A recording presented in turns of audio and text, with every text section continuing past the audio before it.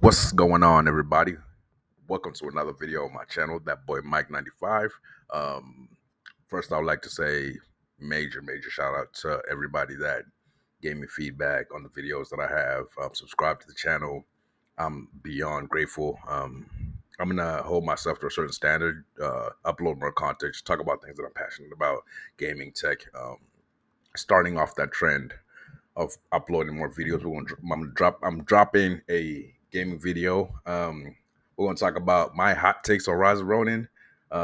So without further ado, ladies and gentlemen, let's get into it. So, Rise of Ronin. Whoa, man, this game, man, it's a good game. I guess there's just a couple of things that for a $70 game, I just can't stand behind. I feel like the developers, I would say, we're lazy, and I know that's not the case. I know there's a reason behind why they did it, but as me as a consumer and what I'm used to, it's just couple few things that I'm like, oh man, I just wish they didn't do that. And as you can see, I started the gameplay. I was mid mission. I was like, you know what? Let's get into it. I'm gonna drop a video about this. I have to talk about this. So I started it mid gameplay. Yes, I see that. As you can see. But everything I want to talk about is in this little bit of clip of gameplay, and let's get into it. Let's get into it for sure. Hot take number one.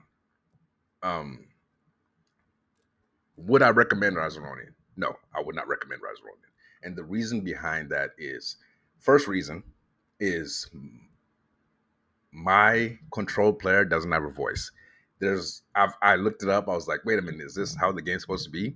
And yes, that's how the game's supposed to be. And I cannot stand behind that. Why? Because it's a $70 game, and I feel like, as I may not understand all the ins and out of game development, but I feel like that's such a, for the amount of depth that they put into the combat and then the graphics and the water physics, I think that's phenomenal. But I want to hear my character have a voice, not only a voice when he's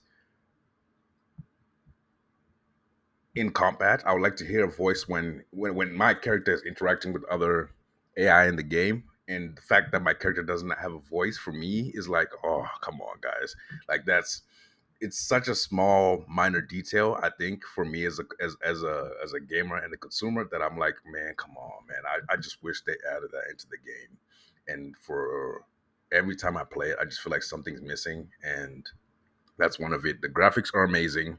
um, the combat is amazing. They do a phenomenal job there.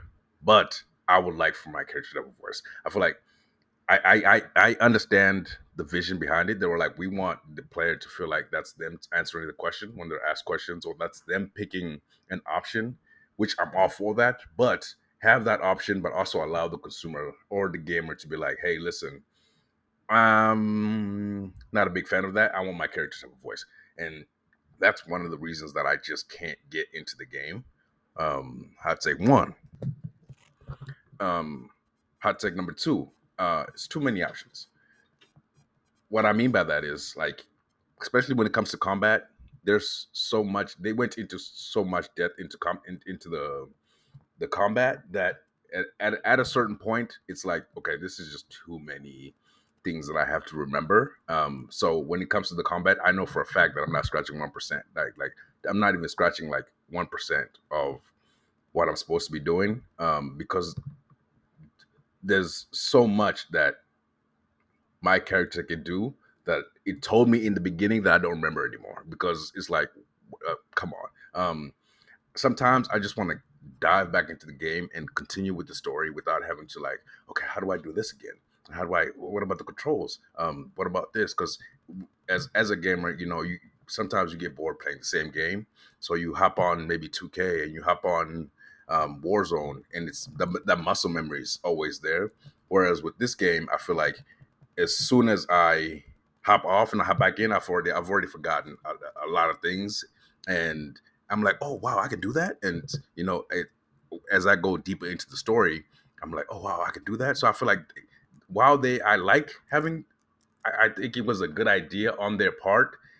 it's too many options. It's sort of overwhelming. Hot take number three. When you're doing a mission, you can select to go with different people, and then you gain better relationship like points with that character. But all in all, when it comes to the actual storyline, it doesn't. I like my decisions when it comes to that. That's why you give me the decision. If it doesn't really matter, it doesn't. Why you choose between two different people? It doesn't matter. It doesn't help the actual story mode of the game. And for a lot of players, they are not aware of it. So don't put too much, like, don't put too much thought into, like, should I go with this person or this character? Because when I found that out, I was like, yeah, okay, I'm less inclined to play this game. So to me, I never spent so much time on other things in the game, and that's I feel like as a gamer, they really didn't have to if they had made the story mode good, and that's something that that kind of disappoints me. You know, like I think if you're looking for a game that does an amazing job in immersing the player, giving your player a voice, making you feel like your decisions matter, Ghost of Tsushima, that game does all of those things that I just mentioned. It's so amazing, and it's a game that once you start playing it, you're like, okay, dang, man, it's 2 a.m., but I want to know what's going on, and I want to keep on playing. And like, you're going to keep playing it until you get to the end of the game. You're not going to get bored of it. So, Rise of Ronin, overall, I'd have to give it a 5.5. They do a great job on the graphics.